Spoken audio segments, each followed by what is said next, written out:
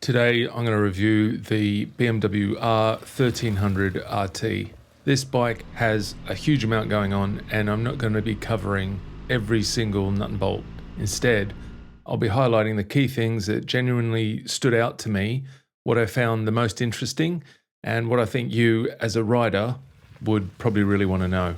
How I came about riding this bike was by pure accident. We have another bike on long-term loan from BMW, which is the BMW R18B, and that bike had a minor software issue that needed seeing to, so they gave me this bike as a replacement. When I was there, they asked if I wanted to take the R 1300 RT home, and I said no worries, as long as I could ride something home. When Rob brought the bike around, I told him that I liked it, but I'd never seen an RT before in my life. So this was going to be a new experience for me. Probably a bit of ignorance here on my behalf, as well as the fact that a big tourer is never really something that's been on my radar to ride. Much like cruisers though, which are a relatively new interest of mine. A few years ago, I'd never even consider looking at a cruiser or a tourer. But now, given the passages of time, etc., other things have become interesting to me. I talk about this a lot, but the thing I really like about riding cruisers is that they make riding at normal road speeds fun and engaging.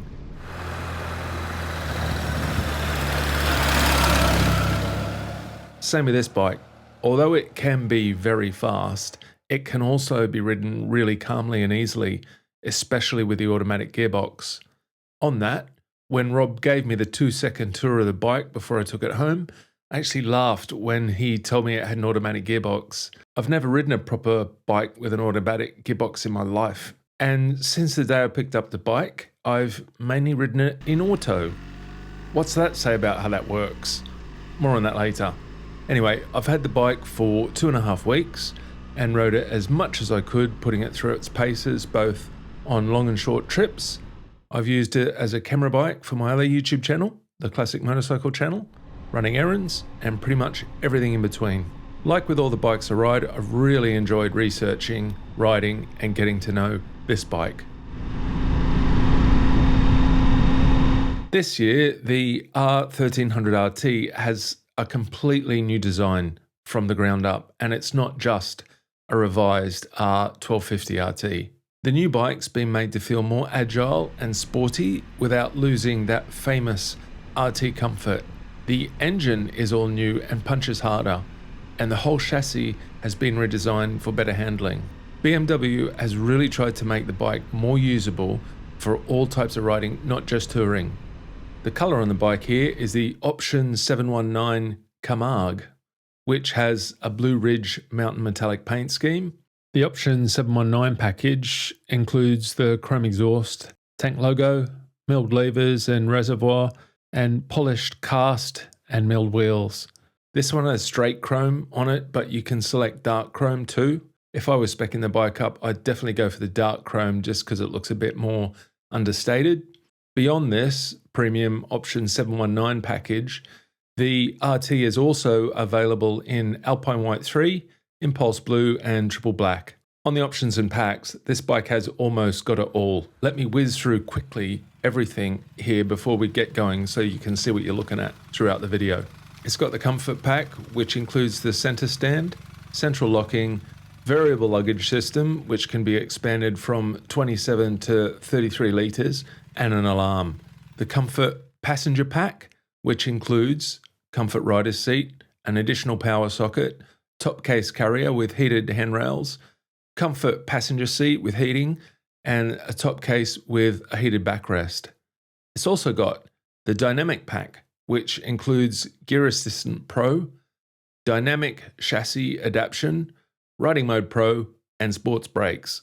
Adding the Dynamic Pack also adds Headlight Pro. It's also got the radio and those gold Marshall speakers.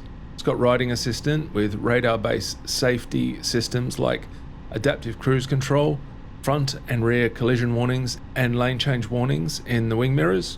This bike also has those optional fog lights fitted here too. When we get press bikes, the manufacturers don't really give us a sort of spec sheet on how the bikes are built up. It's something we usually have to reverse engineer on the configurators on their website. My overriding first impression of the bike is that on the ride home, I got a sore bum. And I couldn't stop thinking about how this bike was meant to be a long distance tourer, but how could it be used like that when it's so uncomfortable? When I got home, I watched a number of reviews on the bike from real motorcycle journalists, and they all raved about the mile-munching comfort of this bike. For me, it initially felt that I was leaning too far forward. For reference, I'm 6'1" with long arms and legs and a 32-inch inseam. After a few rides, I discovered that I can adjust the seat height. So I adjusted that, and I can confirm that solved the problem. Just on the seat, in its standard position, it can be either set to high or low, or tilted forward or back, so it's got 4 positions there. I settled on having the front of the seat in the high position, and the back of the seat in the low. For reference, this is the upgraded comfort seat on this bike. Now the riding position feels really neutral and relaxed, and there's nothing that gets in your way with the riding position at all. The reach is perfect for me and not too long. When I was riding relaxed or more spirited, the bike felt really well balanced. This bike is very comfortable and it feels really neutral and well balanced when you're riding it.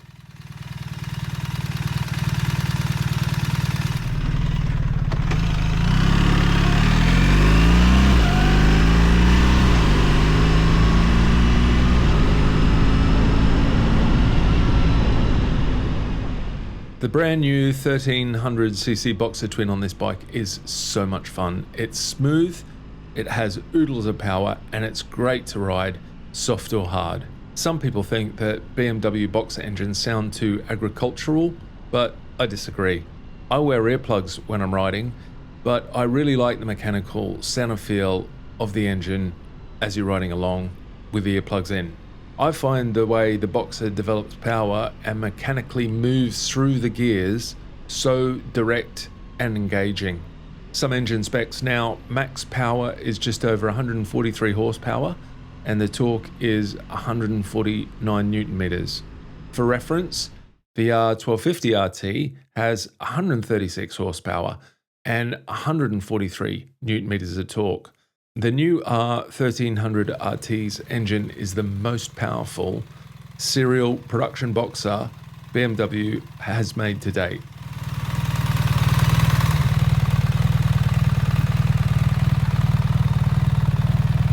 I'm not a fast rider on the road, and I feel that the engine has more than enough power for my style of riding.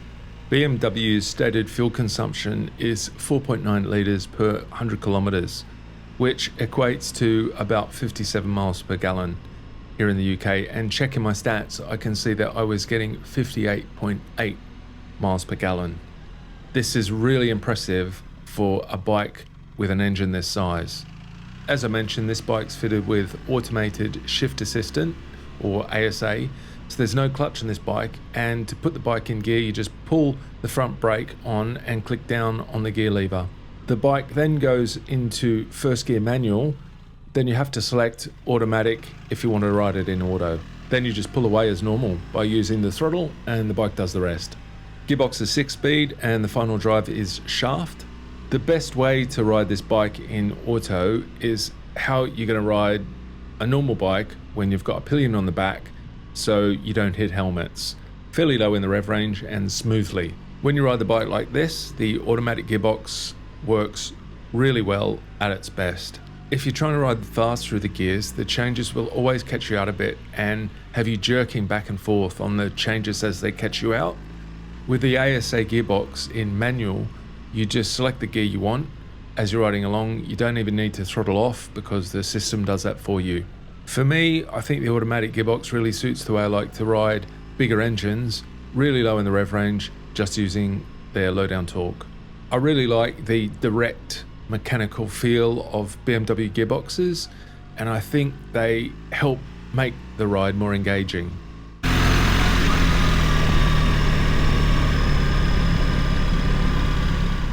I also really liked how when you go down hills, the bike knows, and it keeps you in a low gear, like you would if you were selecting gears not to use the brakes so much. If you speed up, it intuitively also knows what you're doing, and it lets you coast a bit more.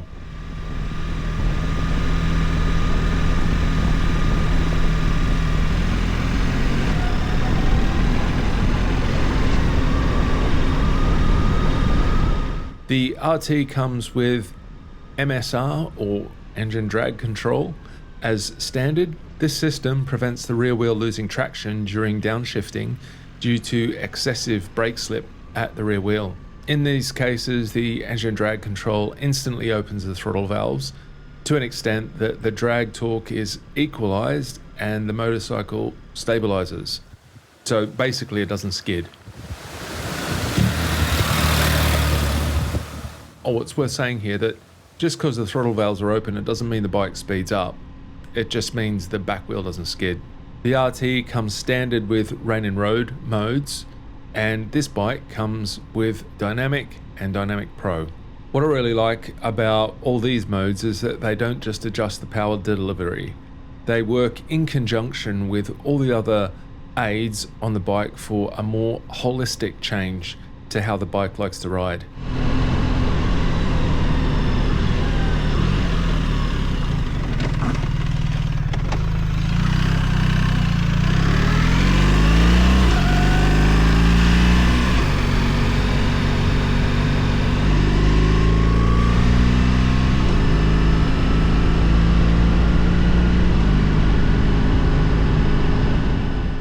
I mainly used rain and road, depending on the conditions, but I did use Dynamic and Dynamic Pro modes and found them much more responsive. Sometimes there's not much difference between modes on bikes, but with the RT you could distinctly feel the difference between each one. Rain mode obviously softened things out for wet conditions, and I particularly liked how soft it was overall. Dynamic mode provided a much more engaging experience, sharpening the throttle response, and working with the dynamic chassis adaptation suspension, it gave you a more sporty ride.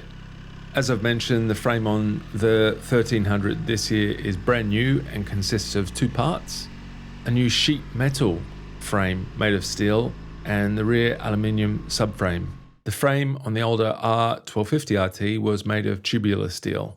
Seat height with the standard seat is 820mm on its lowest position and 840mm at its highest. Aluminium fuel tank capacity is 24 litres with 4 in reserve. The aluminium tank on this bike is a nice touch, and I think it will help keep the weight down significantly for a tank this size. The bike isn't particularly long and fits into parks well. Wet weight of the bike is 281 kilograms, and I don't think it's very heavy at all. For me, it was easy to push around the garage and when parking it, and it doesn't feel particularly heavy when you're sitting stationary on it. I think because the weight's down low. I think the overall height helps make this bike easier to move around. I always feel like it requires slightly less effort than my brain thought it would to move when the engine was off. Turning circle on this bike is also very good. I rode this bike around town a lot, and it was really easy to do short trips on. The large top case was an excellent place to put my helmet and riding gear, so I wasn't tethered to them all as I was walking around.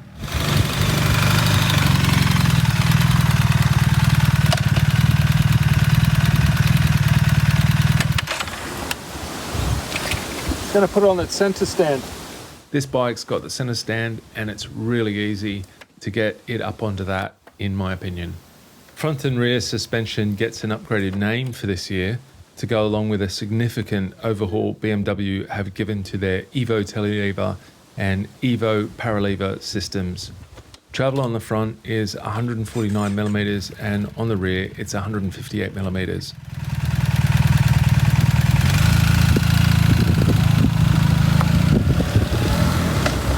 This year, all the RTs come with Dynamic ESA, which stands for Dynamic Electronic Suspension Adjustment, as standard. Dynamic ESA is a semi-active electronic suspension system that constantly adjusts the suspension preload and damping in real time. The system uses sensors to adapt to the road as you're riding along, and it optimizes comfort, stability, and handling automatically. I spend a lot of time dialing in my own bike's suspension so their spring rates are right for my weight and intended use, and I seem to be always changing shock and fork springs. So with Dynamic ESA, it's nice to know that the bike's perfectly sprung according to how the manufacturer recommends it should be, whether you have a passenger or luggage or both. I think this is a great feature. This bike's also fitted with Dynamic Chassis Adaptation or DCA. DCA offers two distinct riding positions, a balanced, softer one for comfort and stability, and a higher, firmer one for sporty, agile handling with a steeper steering angle. In the more sporty setting, the steering angle is steepened for quicker turning by increasing the height of the back of the bike. You can also fine-tune the damping of the suspension. I like testing the different suspension settings, and in the different modes, I always settled on a slightly firmer setting for my style of riding. Even though my fast pace on the road probably isn't much faster than normal, I could definitely notice that the bike felt a lot more responsive in DCA. When it comes to speccing this bike up, I'm not entirely sure I'd personally benefit from having DCA fitted, and maybe it doesn't suit the way I like to ride, but I think if I didn't get it, I'd regret it. Also, it's a nice talking point. Steering on this bike is one of its most outstanding features, and it's so easy to put the front wheel where you want it, and it feels so planted. Feedback is excellent, and it's one of the best steering bikes I think I've ever ridden. Steering is so direct and smooth, and you can really feel the road surface. The Evo telelever system effectively aids the front wheel tracking and doesn't jolt, and it always feels like it's in control. On the stiffer suspension settings, the front end doesn't dive under braking. The rear Evo paralever system is also great, and it just seems to follow the front where it goes. I also thought the suspension on the bike was excellent. Cast aluminium front and rear wheels on this bike are 17-inch with a new hollow spoke design. These wheels collectively weigh 1.4 kilograms less than the ones on the R1250 RT. Front brake has 310mm discs and two radial mounted 4-piston calipers. Some of you will note that the previous RT 1250 front discs were 320mm. While these discs are smaller in diameter compared to the previous model, I didn't think that they lacked anywhere, and they were also excellent. The rear has a 285mm disc and a 2-piston floating caliper. The brakes have ABS Pro and are what's called fully integral, which means that when you put one brake on, the other one goes on too. One small but quite useful feature I found myself always engaging is the hill start control. To engage it, you just apply the brake and let it out quickly, and it holds the brakes on. Whether you're stopped on an incline or a decline or even relatively flat ground, it's just very handy to keep the bike securely in place, especially with the automatic gearbox. Bike also has a park brake for when it's stopped. Tyres on this bike are Michelin Road 6 GT, and they performed very well in both wet and dry conditions. Tyre pressure monitoring comes standard on all these models too. The foot pegs have rubber inserts, and with my size 12 boots, I feel like I'm standing on the outside of the foot pegs, and I can feel the rubber bending down just a bit. As a habit, I do ride with the balls of my feet on the foot pegs rather than the arch of my foot. This wouldn't be an issue if I had smaller feet, and if they had wider foot pegs available, I just add these to the bike. Just on my bigger boots, when I am riding along, I feel like the inside of my boot rubs on the plastic here, so that might get scuffed up a bit from me over time. Not an issue if you've got normal sized feet though, or don't ride with the balls of your feet on the pegs. The adjustable screen on this bike is very effective, and it's one of the best I've used. I used it down when I was riding around town or anything less than like 30 miles an hour. Then, as the speed increased, I'd just adjust it so the air was flowing over my helmet. I didn't like to ride with it all the way up unless I was on the motorway because it just felt too cocooned. On the motorway, the screen is great, and I didn't experience any turbulence or buffeting, and the wind went directly over my helmet. The side wind deflectors do make a difference on how the wind flows around the bike. When you put them up, they offer much more wind and weather protection. I've ridden the bike in really hot weather and can tell you there's not much wind coming in, because I was much hotter than I'd be on a bike without this much wind protection. Seems like a really obvious statement, I know, but I notice it, so I'm just saying it. On the heat, when I rode it in hot weather, there wasn't any additional heat from the engine, and everything stayed cool. As I mentioned, on the Classic Motorcycle channel, we've been using this bike on shoots The back top case has been very useful for carrying our large camera bag and a full change of clothes when you get to a location, so you're not shooting in riding gear, something I can't do on most bikes.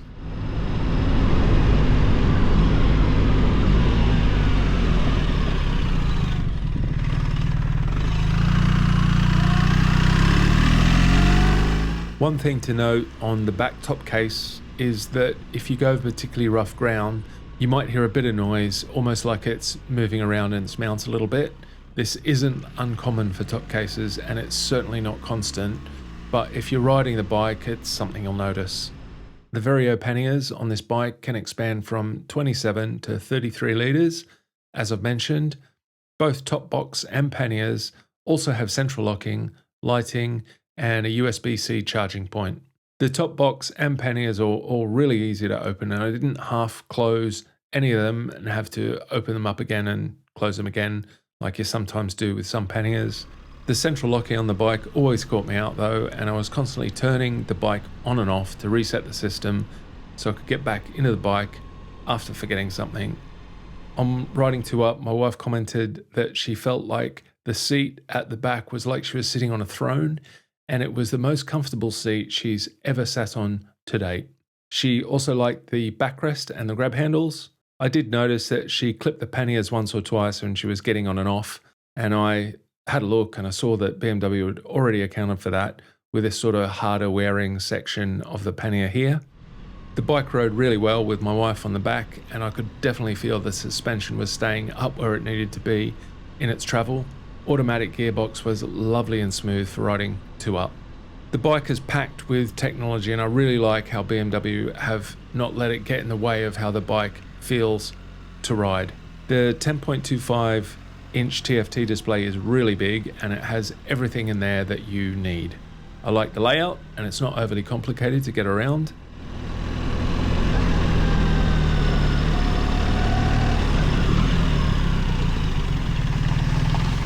I like the way that you can navigate through the menu system with a joy wheel controller and the menu in and out button on the left hand side of the handlebars. The LED lights on this bike are very bright. If you opt for Headlight Pro, it gets more advanced with adaptive functionality that includes a pitch compensator, meaning it automatically adjusts the light beam for when you accelerate or brake, or even if the bike's loaded. Plus, there are adaptive light modes that intelligently change the direction and intensity of the low beam based on your speed. As I mentioned, this bike has dynamic cruise control, or DCC, which allows you to set and maintain your speed. This bike also has riding assistant, which takes it all a bit further, adding radar-based safety systems like active cruise control, front collision warning, lane change warning on the wing mirrors, and rear end collision warning. I like the radar-based cruise control, and it's easy to override by the throttle. It's also got 3 steps of distances from the vehicle in the front that you can set. I usually had it on setting 2, which is in the middle. The front end collision warning kicked in once while I had the bike, while I was in slow traffic. It quickly warned me that I might have a front end collision by putting on the brakes, and it jarred me to pay attention and brake. Quite a nice touch. These systems add a notable layer of safety and convenience, especially on longer days in the saddle when you're tired. Heated grips are standard. I didn't really use the radio on the bike because I wear earplugs when I ride, and I've got tinnitus, so listening to the radio as I'm going along isn't really my thing. I have listened to the radio when the bike was in the garage, and the sound is great through those Gold Marshall speakers. I've never really got on with this navigation system on the bike. Since I've had the bike, I've made a point of only using it for my journeys, and it's been a constant source of frustration. I could never really work out the easy way to make the system connect and stay connected. There seems to be a 2-step connection process, and sometimes I'd have to ride off to force it to join the Wi-Fi system, and then I'd need to stop, take off my gloves and open the phone holder, click join the app and get going again, etc, etc. Not fun considering how much of a faff it is to get on the road sometimes. In my ideal world, the BMW app would be just like Google Maps, and then that would be that. Done. On the phone tray at the front there, it has a fan and a USB-C charger. Warranty is 3 years on the bike. Base model of the BMW R 1300 RT starts at 18,900. However, the fully loaded bike, like this one, including the option 719 Camargue package and all the packs, comes in at 29,530. I've enjoyed my time with the BMW R 1300 RT. Thanks a lot BMW for loaning it to me, and yeah, that's it.